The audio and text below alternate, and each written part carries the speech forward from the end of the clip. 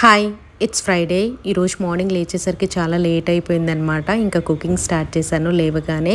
జనరల్గా ఫ్రైడే ఎప్పుడు నేను పప్పు చేస్తాను, కానీ ఈరోజు మా బాబు పప్పు చేస్తే మాత్రం నేను బాక్స్లో పెట్టుకెళ్ళను అని చెప్పి మారం చేశాడు. అందుకే టొమాటో ఆలు అయితే చేస్తూ ఉన్నాను, అలాగే ఫిష్ ఫ్రై కూడా చేస్తూ ఉన్నాను. యాక్చువల్గా ఫ్రిడ్జ్లో అనమాట నిన్న చేసిన బెండకాయ పులుసు ఉంది. బెండకాయ పులుసు with fish fry combination super ఉంటుంది. నేను ఎప్పుడు చికెన్ మ్యారినేషన్ కానీ ఫిష్ మ్యారినేషన్ కానీ ఇలా కలుపుకొని ఫ్రిడ్జ్లో పెట్టుకుంటాను. ఎందుకంటే మా బాబు ఎప్పుడైనా స్నాక్గా అడిగినా కూడా ఇవి ఫ్రై చేసేసి ఇస్తాను, చాలా ఇష్టంగా తింటాడనమాట. ఎక్కువ ఫిష్ మ్యారినేట్ చేసి పెడతాను, ఎందుకంటే ఫిష్ చికెన్ కన్నా కొంచెం మంచిది కదా అని చెప్పి.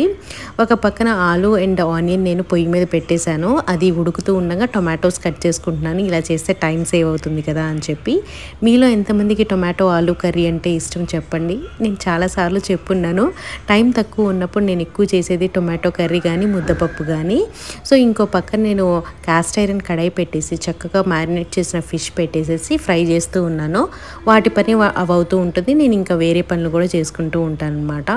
ఇక్కడైతే మ్యారీగోల్డ్ బిస్కెట్స్ మేము అప్పుడప్పుడు తింటాం టీలోకి, అంటే బ్రేక్ఫాస్ట్ చేయడానికి కుదరినప్పుడు. అలాంటప్పుడు నాకు క్విక్గా తినేయాలంటే టీ అండ్ ఈ మ్యారీగోల్డ్ బిస్కెట్సే అనమాట. సో ఇక్కడ కర్రీ ఆల్మోస్ట్ ఉడికిపోయింది. కొద్దిగా కారం వేసేసి కొద్దిగా నీళ్లు వేస్తాను గ్రేవీ కోసం అని చెప్పి. అండ్ చపాతీ కూడా పెట్టుకెళ్తాను అనమాట బాక్స్లోకి నేను. అందుకే ఈ కర్రీ అయితే చాలా బాగుంటుంది కదా. ఇంకా ఆఫీస్కి రీచ్ అయిపోయాను. మీకు ఈ కుర్తీ లింక్ కావాలంటే నేను దొరికితే కనుక నేను ఇక్కడ ట్యాగ్ చేస్తాను. So that's it for today, bye.